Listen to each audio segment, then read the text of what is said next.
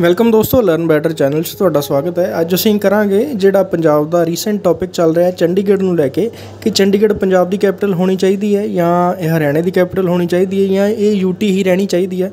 ਸੋ ਜਿਹੜਾ ਮੈਟਰ ਅੱਜ ਕੱਲ੍ਹ ਚੱਲ ਰਿਹਾ ਕਰੰਟ ਅਫੇਅਰਸ ਦੇ ਵਿੱਚ, ਸੋ ਉਹਦੇ ਬਾਰੇ ਗੱਲ ਕਰਾਂਗੇ, ਸਾਰੀ ਡਿਟੇਲ ਦੇਖਾਂਗੇ ਕਿ ਪੰਜਾਬ ਚੰਡੀਗੜ੍ਹ ਕੋਲੋਂ ਕਿਉਂ ਖੋਇਆ ਗਿਆ ਸੀ, ਕਿਵੇਂ ਇਹ ਪੰਜਾਬ ਦੀ ਕੈਪੀਟਲ ਆ ਤੇ ਹਰਿਆਣੇ ਦੀ ਵੀ ਕੈਪੀਟਲ ਹੈ। ਸੋ ਸਾਰੀਆਂ ਚੀਜ਼ਾਂ ਬਾਰੇ ਦੇਖਾਂਗੇ। ਸ਼ੁਰੂ ਕਰਦੇ ਹਾਂ। ਸ਼ੁਰੂ ਕਰਨ ਤੋਂ ਪਹਿਲਾਂ ਚੈਨਲ ਨੂੰ ਸਬਸਕ੍ਰਾਈਬ ਕਰ ਲਓ, ਬੈਲ ਆਈਕਨ ਨੂੰ ਪ੍ਰੈਸ ਕਰ ਲਓ ਤਾਂ ਕਿ ਆਉਣ ਵਾਲੀਆਂ ਵੀਡੀਓਜ਼ ਦੇ ਨੋਟੀਫਿਕੇਸ਼ਨ ਵੀ ਤੁਹਾਨੂੰ ਮਿਲਦੇ ਰਹਿਣ। ਸੋ ਸ਼ੁਰੂ ਕਰਦੇ ਹਾਂ। ਜਦੋਂ ਇੰਡੀਆ ਇੰਡੀਪੈਂਡੈਂਟ ਹੋਇਆ ਬ੍ਰਿਟਿਸ਼ ਰਾਜ ਤੋਂ, ਉਹਦੇ ਬਾਅਦ ਬਹੁਤ ਸਾਰੀਆਂ ਮੁਸ਼ਕਿਲਾਂ ਸਨ ਕਿ ਬਹੁਤ ਸਾਰੀਆਂ ਪ੍ਰਿੰਸਲੀ ਸਟੇਟ ਸਨ, ਬਹੁਤ ਸਾਰੇ ਰਾਜੇ ਸੀ ਜਿਨ੍ਹਾਂ ਨੂੰ ਕੰਸੋਲੀਡੇਟ ਕਰਨਾ ਸੀ। ਸੋ ਇਹ ਕੰਮ ਜਿਹੜਾ ਆ ਸਰਦਾਰ ਪਟੇਲ ਨੇ ਕੀਤਾ ਸੀ। ਸੋ ਬਹੁਤ ਸਾਰੀਆਂ ਰਿਆਸਤਾਂ ਸੀ ਜਿਨ੍ਹਾਂ ਨੂੰ ਕੰਸੋਲੀਡੇਟ ਕਰਨ ਦਾ ਕੰਮ ਸੀ। ਬਹੁਤ ਸਾਰੇ ਏਰੀਆ ਸੀ ਜਿਹੜੇ ਪਾਕਿਸਤਾਨ 'ਚ ਰਲਣਾ ਚਾਹੁੰਦੇ ਸੀ। ਸੋ ਪਾਰਟੀਸ਼ਨ ਦੇ ਟਾਈਮ 'ਤੇ ਬਹੁਤ ਸਾਰਾ ਹਵਾਕ ਸੀ, ਬਹੁਤ ਸਾਰੀ ਕਨਫਿਊਜ਼ਨ ਸੀ ਕਿ ਕਿਹੜਾ ਏਰੀਆ ਪਾਕਿਸਤਾਨ ਦੇ ਵਿੱਚ ਜਾਣਾ ਹੈ, ਕਿਹੜਾ ਪੰਜਾਬ ਦੇ ਵਿੱਚ ਰਹਿਣਾ ਹੈ, ਕਿਹੜਾ ਇੰਡੀਆ ਦੇ ਵਿੱਚ ਰਹਿਣਾ ਹੈ। ਸੋ ਬਹੁਤ ਸਾਰੇ ਜਿਹੜੇ ਰਾਜੇ ਸੀ ਉਹ ਵੀ ਚਾਹੁੰਦੇ ਸਨ ਕਿ ਅਸੀਂ ਜਿਹੜਾ ਇੰਡੀਪੈਂਡੈਂਟ ਰਹੀਏ। ਉਹਨਾਂ ਨੂੰ ਜੋੜਨ ਦਾ ਜਿਹੜਾ ਕੰਮ ਹੈ ਸਰਦਾਰ ਵੱਲਭ ਭਾਈ ਪਟੇਲ ਨੇ ਕੀਤਾ। ਸਰਦਾਰ ਪਟੇਲ ਨੇ ਹੀ ਬਹੁਤ ਸਾਰੇ ਜਿਹੜੇ ਰਜਵਾੜੇ ਸੀ ਉਹਨਾਂ ਨੂੰ ਮਿਲਾ ਕੇ ਇੰਡੀਆ ਨੂੰ ਯੂਨੀਅਨ ਆਫ ਸਟੇਟਸ ਬਣਾਇਆ ਸੀ। ਸੋ ਇਹਦੇ ਵਿੱਚ ਸਭ ਤੋਂ ਪਹਿਲਾਂ ਪੰਜਾਬ ਬਾਉਂਡਰੀ ਕਮਿਸ਼ਨ ਜਿਹੜਾ ਉਹਦਾ ਗਠਨ ਕੀਤਾ ਗਿਆ ਸੀ। ਪੰਜਾਬ ਬਾਉਂਡਰੀ ਕਮਿਸ਼ਨ ਦੇ ਵਿੱਚ ਸਰ ਸਾਇਰਲ ਰੈਡਕਲਿਫ ਨੂੰ ਜਿਹੜਾ ਚੇਅਰਮੈਨ ਬਣਾਇਆ ਗਿਆ ਸੀ। ਰੈਡਕਲਿਫ ਜਿਹੜਾ ਆ ਇਹਨੇ ਡਿਫਾਈਨ ਕੀਤਾ ਸੀ, ਇੱਕ ਲਾਈਨ ਬਣਾਈ ਸੀ ਕਿ ਕਿਹੜਾ ਏਰੀਆ ਪੰਜਾਬ ਦਾ ਜਿਹੜਾ ਪਾਕਿਸਤਾਨ 'ਚ ਜਾਏਗਾ, ਕਿਹੜਾ ਇੰਡੀਆ ਦੇ ਵਿੱਚ ਰਹੇਗਾ। ਸੋ ਇੰਡੀਆ ਅਤੇ ਪਾਕਿਸਤਾਨ ਦੇ ਬਿਟਵੀਨ ਜਿਹੜੀ ਲਾਈਨ ਹੈ ਉਹਨੂੰ ਰੈਡਕਲਿਫ ਲਾਈਨ ਵੀ ਕਹਿੰਦੇ ਇਸੇ ਕਰਕੇ ਕਿਉਂਕਿ ਇਹ ਬਾਉਂਡਰੀ ਕਮਿਸ਼ਨ ਦੇ ਚੇਅਰਮੈਨ ਸੀ। ਸੋ ਇਹਦੇ ਵਿੱਚ ਹੋਰ ਵੀ 4 ਮੈਂਬਰ ਸੀ ਜਿਹਦੇ ਵਿੱਚ ਜਸਟਿਸ ਦੀਨ ਮੁਹੰਮਦ, ਜਸਟਿਸ ਮੁਹੰਮਦ ਮਨੀਰ, ਜਸਟਿਸ ਮੇਹਰ ਚੰਦ ਮਹਾਜਨ ਅਤੇ ਜਸਟਿਸ ਤੇਜਾ ਸਿੰਘ ਸੀ। ਸੋ ਇਹਨਾਂ ਨੇ ਹੀ ਬਾਉਂਡਰੀ ਜਿਹੜੀ ਹੈ ਡਿਫਾਈਨ ਕੀਤੀ ਸੀ ਕਿ ਪੰਜਾਬ ਦੇ ਵਿੱਚ ਜਿਹੜੀ ਬਾਉਂਡਰੀ ਹੋਏਗੀ, ਕਿਹੜਾ ਪਾਕਿਸਤਾਨ ਦਾ ਏਰੀਆ ਰਹੇਗਾ, ਕਿਹੜਾ ਇੰਡੀਆ ਦਾ ਏਰੀਆ ਰਹੇਗਾ। ਸੋ ਇਹਨਾਂ ਨੇ ਆਪਣੀ ਜਿਹੜੀ ਅਨਾਊਂਸਮੈਂਟ ਆ ਉਹ 16 ਅਗਸਤ 1947 ਨੂੰ ਕਰ ਦਿੱਤੀ ਸੀ, ਜਿਹਦੇ ਬਾਅਦ ਮਾਸ ਮਾਈਗ੍ਰੇਸ਼ਨ ਹੋਈ ਸੀ। ਮੁਸਲਿਮ ਜਿਹੜੇ ਸੀ ਉਹ ਪਾਕਿਸਤਾਨ ਵੱਲ ਨੂੰ ਜਾ ਰਹੇ ਸੀ ਅਤੇ ਜਿਹੜੇ ਨਾਨ ਮੁਸਲਿਮ ਸੀ ਉਹ ਇੰਡੀਆ ਵੱਲ ਨੂੰ ਆ ਰਹੇ ਸੀ। ਸੋ ਵੈਸਟ ਪੰਜਾਬ ਦਾ ਜਿਹੜਾ ਏਰੀਆ ਸੀ ਉਹ ਪਾਕਿਸਤਾਨ ਨੂੰ ਚਲਾ ਗਿਆ। ਈਸਟ ਪੰਜਾਬ ਦਾ ਏਰੀਆ ਜਿਹੜਾ ਸੀ ਉਹ ਇੰਡੀਆ 'ਚ ਆ ਗਿਆ ਸੀ। ਸੋ ਜਿਹੜਾ ਪਾਰਟੀਸ਼ਨ ਤੋਂ ਬਾਅਦ ਪੰਜਾਬ ਬਣਿਆ ਸੀ ਈਸਟ ਪੰਜਾਬ, ਇਹਦੇ ਵਿੱਚ 13 ਜਿਹੜੀਆਂ ਡਿਸਟ੍ਰਿਕਟ ਸੀ ਉਹ ਬਣਾਈਆਂ ਗਈਆਂ ਸੀ, ਜਿਹਦੇ ਵਿੱਚ ਜਲੰਧਰ ਵੀ ਸੀ, ਅੰਬਾਲਾ ਡਿਵੀਜ਼ਨ ਵੀ ਆਉਂਦੀ ਸੀ। ਸੋ ਟੋਟਲ 29 ਡਿਸਟ੍ਰਿਕਟਸ ਦੇ ਵਿੱਚੋਂ 13 ਜਿਹੜੀਆਂ ਨੇ ਉਹ ਇੰਡੀਆ ਦੇ ਹਿੱਸੇ 'ਚ ਆਈਆਂ ਸੀ, ਜਿਹਦੇ ਵਿੱਚ ਅੰਮ੍ਰਿਤਸਰ, ਗੁਰਦਾਸਪੁਰ, ਜਲੰਧਰ, ਹੁਸ਼ਿਆਰਪੁਰ, ਲੁਧਿਆਣਾ, ਫਿਰੋਜ਼ਪੁਰ, ਅੰਬਾਲਾ, ਕਰਨਾਲ, ਰੋਹਤਕ, ਹਿਸਾਰ, ਗੁੜਗਾਉਂ, ਕਾਂਗੜਾ ਅਤੇ ਸ਼ਿਮਲਾ ਜਿਹੜੇ ਸੀ ਇਹ ਰੱਖੇ ਗਏ ਸੀ। ਸੋ ਜਿਹੜਾ ਹਿਮਾਚਲ ਪ੍ਰਦੇਸ਼ ਦਾ ਏਰੀਆ ਆ ਅਤੇ ਜਿਹੜਾ ਪੂਰਾ ਹਰਿਆਣਾ ਆ ਇਹ ਸਾਰਾ ਪਹਿਲਾਂ ਪੰਜਾਬ ਦੇ ਵਿੱਚ ਹੀ ਪਾਇਆ ਗਿਆ ਸੀ। ਸੋ ਇਹਦੇ ਵਿੱਚ 186 ਜਿਹੜੇ ਵਿਲੇਜ ਸੀ ਕਸੂਰ ਦੇ, ਇਨਕਲੂਡਿੰਗ ਪੱਟੀ ਸੀ ਜਿਹੜਾ ਉਹ ਵੀ ਇੰਡੀਆ ਦੇ ਵਿੱਚ ਹੀ ਸੀ। ਸੋ ਈਸਟ ਪੰਜਾਬ ਨੂੰ ਜਿਹੜਾ ਏਰੀਆ ਮਿਲਿਆ ਸੀ 37,357 ਮਾਈਲਸ ਦਾ ਮਿਲਿਆ ਸੀ। ਟੋਟਲ ਪਾਪੂਲੇਸ਼ਨ ਜਿਹੜੀ ਸੀ 127 ਲੱਖ ਦੀ ਸੀ। So there are no major reorganisation of the district in East Punjab up to 1956। ਜੋ ਪੰਜਾਬ ਬਣ ਚੁੱਕਾ ਸੀ ਇਹਦੀਆਂ ਡਿਸਟ੍ਰਿਕਟਸ ਦੇ ਵਿੱਚ ਕੋਈ ਡਿਫਰੈਂਸ਼ੀਏਟ ਜਾਂ ਕੋਈ ਚੇਂਜ ਨਹੀਂ ਕੀਤਾ ਗਿਆ ਸੀ 1956 ਤੱਕ। ਸੋ 9-10 ਸਾਲ ਜਿਹੜੀਆਂ ਨੇ ਸੇਮ ਹੀ ਡਿਸਟ੍ਰਿਕਟ ਰਹੀਆਂ ਸੀ, 13 ਹੀ ਡਿਸਟ੍ਰਿਕਟ ਰਹੀਆਂ ਸੀ। ਉਹਦੇ ਬਾਅਦ ਪੰਜਾਬ ਦੇ ਨਾਮ ਦੇ ਨਾਲੋਂ ਪਹਿਲਾਂ ਈਸਟ ਪੰਜਾਬ ਸੀ। ਸੋ ਈਸਟ ਜਿਹੜਾ ਸੀ ਉਹ ਐਲੀਮੀਨੇਟ ਕਰ ਦਿੱਤਾ ਗਿਆ। ਸੋ ਇਹਨੂੰ ਫਿਰ ਪੰਜਾਬ ਦੇ ਨਾਮ ਦੇ ਨਾਲ ਹੀ ਜਾਣਿਆ ਜਾਂਦਾ ਸੀ।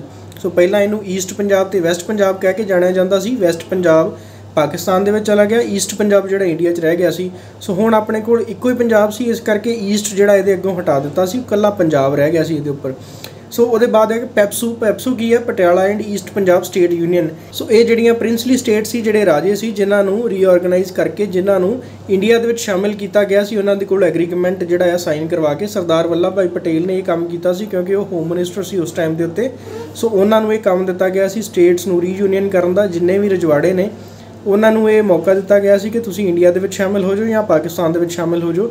ਸੋ ਇਹ ਸਰਦਾਰ ਵੱਲਭ ਭਾਈ ਪਟੇਲ ਨੇ ਬਹੁਤ ਸਾਰੇ ਜਿਹੜੇ ਪ੍ਰਿੰਸਲੀ ਸਟੇਟ ਸੀ ਉਹਨਾਂ ਨੂੰ ਇੰਡੀਆ ਦੇ ਵਿੱਚ ਸ਼ਾਮਿਲ ਕੀਤਾ ਸੀ। ਸੋ ਇਹ ਪੈਪਸੂ ਜਿਹੜਾ ਆ 15 ਜੁਲਾਈ 1948 ਦੇ ਵਿੱਚ ਬਣਿਆ ਸੀ ਬਾਏ ਮਰਜਿੰਗ 8 ਪ੍ਰਿੰਸਲੀ ਸਟੇਟ। 8 ਜਿਹੜੇ ਰਜਵਾੜੇ ਸੀ, 8 ਜਿਹੜੇ ਰਾਜੇ ਸੀ ਉਹਨਾਂ ਨੂੰ ਮਿਲਾ ਕੇ ਇਹ ਪੈਪਸੂ ਬਣਾਇਆ ਗਿਆ ਸੀ।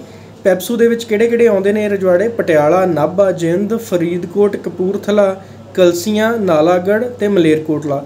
ਇਹਨਾਂ ਨੂੰ ਸਾਈਨ ਕਰਵਾ ਕੇ ਇੱਕ ਪੈਪਸੂ ਜਿਹੜੀ ਆ ਉਹ ਸਟੇਟ ਬਣਾਈ ਗਈ ਸੀ। ਸੋ ਪੈਪਸੂ ਨੂੰ ਪੰਜਾਬ ਤੋਂ ਬਾਹਰ ਰੱਖਿਆ ਗਿਆ ਸੀ। ਪੈਪਸੂ ਜਿਹੜੀ ਆ ਇਹ ਵੱਖਰੀ ਸਟੇਟ ਸੀ ਜਿਹੜੀ 1948 ਦੇ ਵਿੱਚ ਹੋਂਦ ਦੇ ਵਿੱਚ ਆਈ ਅਤੇ ਇਹ ਮਹਾਰਾਜਾ ਯਾਦਵਿੰਦਰਾ ਸਿੰਘ ਜਿਹੜੇ ਪਟਿਆਲਾ ਦੇ ਨੇ ਇਹਦੇ ਅੰਡਰ ਜਿਹੜੀ ਆ ਇਹਨਾਂ ਦੀ ਗਵਰਨਮੈਂਟ ਚੱਲਦੀ ਰਹੀ। ਇਹਦੀ ਕੈਪੀਟਲ ਵੀ ਜਿਹੜੀ ਆ ਉਹ ਪਟਿਆਲਾ ਹੀ ਸੀ। ਸੋ ਹੁਣ ਤੱਕ 1947 ਦੇ ਵਿੱਚ 13 ਜ਼ਿਲ੍ਹੇ ਬਣ ਗਏ ਨੇ ਪੰਜਾਬ ਦੇ ਵਿੱਚ ਜਿਹੜਾ ਈਸਟ ਪੰਜਾਬ ਆ, ਅਤੇ ਨਾਲ ਪੈਪਸੂ ਜਿਹੜੀ ਆ ਉਹ ਬਣ ਚੁੱਕੀ 1948 ਦੇ ਵਿੱਚ। ਇਹਦੇ ਬਾਅਦ 1953 ਦੇ ਵਿੱਚ ਗਵਰਨਮੈਂਟ ਆਫ ਇੰਡੀਆ ਵੱਲੋਂ ਇੱਕ ਸਟੇਟ ਰੀਆਰਗਨਾਈਜੇਸ਼ਨ ਕਮਿਸ਼ਨ ਜਿਹੜਾ ਉਹਦਾ ਗਠਨ ਕੀਤਾ ਗਿਆ ਸਟੇਟ ਰੀਆਰਗੇਨਾਈਜੇਸ਼ਨ ਕਮਿਸ਼ਨ ਨੇ ਆਪਣੀ ਜਿਹੜੀ ਰਿਪੋਰਟ ਆ 1955 ਦੇ ਵਿੱਚ ਦਿੱਤੀ ਸੀ। ਸੋ 55 ਦੇ ਵਿੱਚ ਇਹਨੇ ਕੀ ਰਿਪੋਰਟ ਦਿੱਤੀ ਸੀ ਕਿ ਪੰਜਾਬ ਸਟੇਟ ਨੂੰ ਤੇ ਪੈਪਸੂ ਨੂੰ ਮਰਜ ਕਰ ਦਿੱਤਾ ਜਾਵੇ।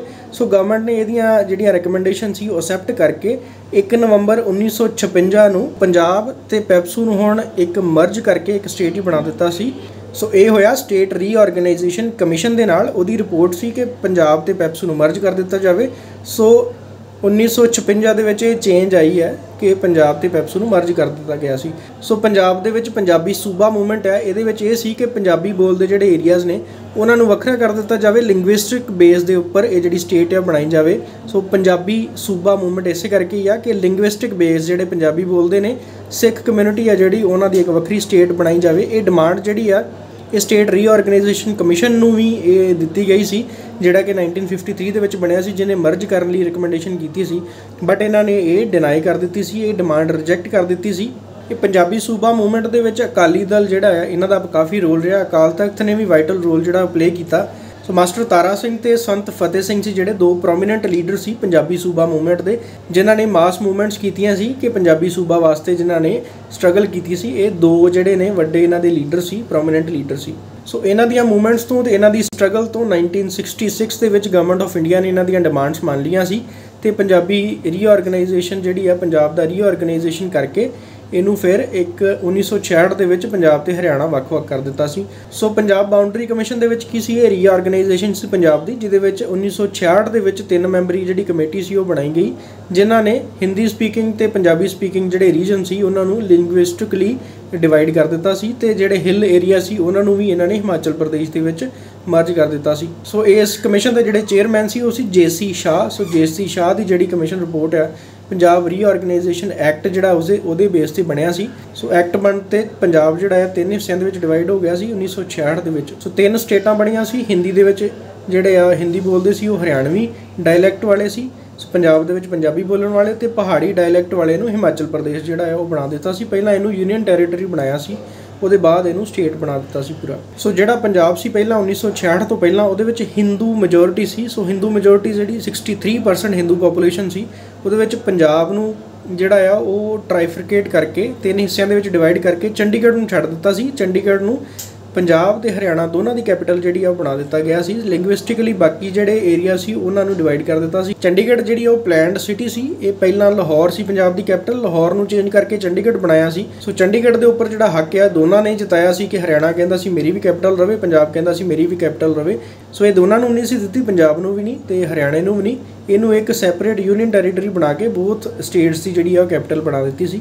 ਸੋ ਇਹਦੇ ਬਾਅਦ ਜਿਹੜਾ ਚੰਡੀਗੜ੍ਹ ਦਾ ਜਿਹੜਾ ਝਗੜਾ ਸੀ ਉਹ ਚੱਲਦਾ ਰਿਹਾ। ਪੰਜਾਬ ਕਹਿੰਦਾ ਸੀ ਕਿ ਚੰਡੀਗੜ੍ਹ ਮੈਨੂੰ ਟ੍ਰਾਂਸਫਰ ਕਰ ਦਿੱਤਾ ਜਾਵੇ, ਹਰਿਆਣਾ ਕਹਿੰਦਾ ਸੀ ਮੈਨੂੰ ਟ੍ਰਾਂਸਫਰ ਕਰ ਦਿੱਤਾ ਜਾਵੇ। ਫਿਰ ਪੰਜਾਬ ਦੇ ਵਿੱਚ ਕੁਝ ਏਰੀਆ ਸੀ ਜਿੱਥੇ ਹਿੰਦੀ ਸਪੀਕਿੰਗ ਅਜੇ ਵੀ ਮੈਜੋਰਿਟੀ ਸੀ, ਹਰਿਆਣਾ ਕਹਿੰਦਾ ਸੀ ਕਿ ਜਿਹੜੇ ਹਿੰਦੀ ਸਪੀਕਿੰਗ ਏਰੀਆਜ਼ ਨੇ ਉਹ ਮੈਨੂੰ ਟ੍ਰਾਂਸਫਰ ਕਰ ਦਿੱਤੇ ਜਾਣ, ਹਰਿਆਣੇ ਨੂੰ ਦਿੱਤੇ ਜਾਣ, ਤੇ ਚੰਡੀਗੜ੍ਹ ਹੈ ਜਿਹੜਾ ਉਹਦੇ ਬਦਲੇ ਪੰਜਾਬ ਨੂੰ ਦੇ ਦਿੱਤਾ ਜਾਵੇਗਾ। ਸੋ ਇਹਦੇ ਬਾਅਦ ਸ਼੍ਰੋਮਣੀ ਅਕਾਲੀ ਦਲ ਨੇ ਇੱਕ 12 ਮੈਂਬਰੀ ਕਮੇਟੀ ਬਣਾਈ।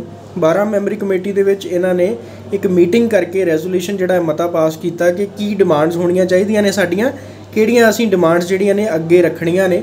ਸੋ ਇੱਕ ਜਿਹੜੀ ਕਮੇਟੀ ਬਣੀ ਸੀ ਇਹਨੇ ਟਾਸਕ ਜਿਹੜੀ ਆ ਇਹ ਫਾਈਨਲਾਈਜ਼ ਕੀਤੀ ਤੇ ਕੰਪਰੀਹੈਂਸਿਵ ਡਾਕੂਮੈਂਟ ਬਣਾਇਆ ਸੀ ਡਿਮਾਂਡਸ ਦਾ, ਜਿਹਨੂੰ ਅਨੰਦਪੁਰ ਸਾਹਿਬ ਰੈਜ਼ੋਲੂਸ਼ਨ ਕਹਿੰਦੇ ਆ। ਅਨੰਦਪੁਰ ਸਾਹਿਬ ਮਤਾ ਜਿਹੜਾ ਹੈ ਉਹਨੂੰ ਕਹਿੰਦੇ ਆ।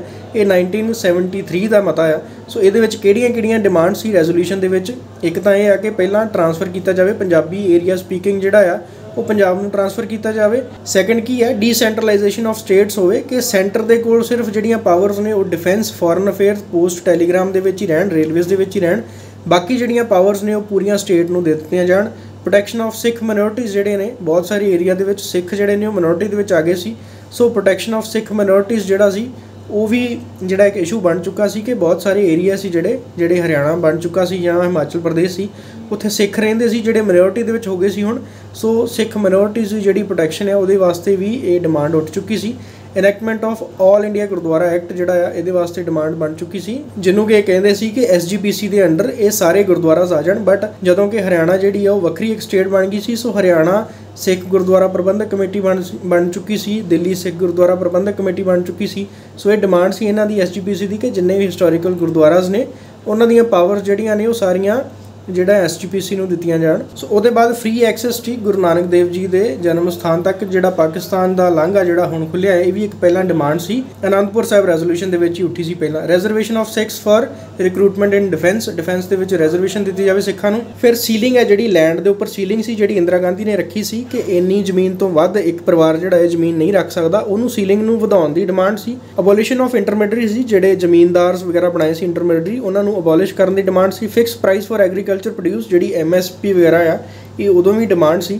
ਆਲ basic industries should be brought under public sector. So ਜਿੰਨੀਆਂ ਵੀ ਇੰਡਸਟਰੀਜ਼ ਨੇ ਉਹਨਾਂ ਨੂੰ ਇਹ ਕਹਿੰਦੇ ਸੀ ਕਿ ਪਬਲਿਕ ਸੈਕਟਰ ਦੇ ਅੰਡਰ ਆ ਜਾਣ, PSUs ਬਣਾ ਦਿੱਤੀਆਂ ਜਾਣ।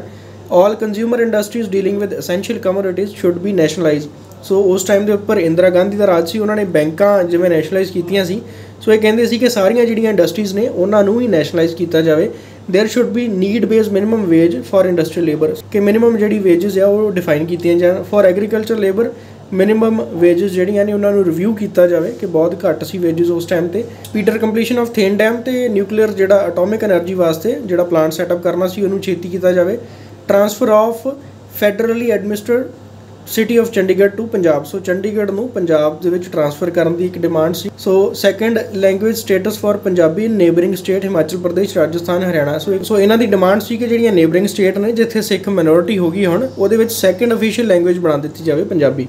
ਸੋ ਇਹਦੇ ਬਾਅਦ ਹੈ ਰਾਜੀਵ ਲੌਂਗੋਵਾਲ ਪੈਕਟ। ਸੋ ਇਹ ਪ੍ਰਾਈਮ ਮਿਨਿਸਟਰ ਰਾਜੀਵ ਗਾਂਧੀ ਤੇ ਅਕਾਲ ਤਖਤ ਦੇ ਜਿਹੜੇ ਪ੍ਰੈਜ਼ੀਡੈਂਟ ਸਨ ਸੰਤ ਹਰਚਰਨ ਸਿੰਘ ਲੌਂਗੋਵਾਲ, ਇਹਨਾਂ ਦੇ ਵਿੱਚ ਇੱਕ ਐਗਰੀਮੈਂਟ ਹੋਇਆ ਸੀ, ਇੱਕ ਪੈਕਟ ਹੋਇਆ ਸੀ। ਇਹਦੇ ਵਿੱਚ ਕੀ ਸੀ ਕਿ ਗਵਰਨਮੈਂਟ ਨੇ ਅਸੈਪਟ ਕੀਤੀਆਂ ਸੀ ਕੁਝ ਅਕਾਲੀ ਦਲ ਦੀਆਂ ਡਿਮਾਂਡਸ, ਤੇ ਉਹਦੇ ਬਾਅਦ ਇਹਨਾਂ ਨੇ ਆਪਣਾ ਜਿਹੜਾ ਧਰਨਾ ਸੀ ਉਹ ਚੁੱਕਿਆ ਸੀ।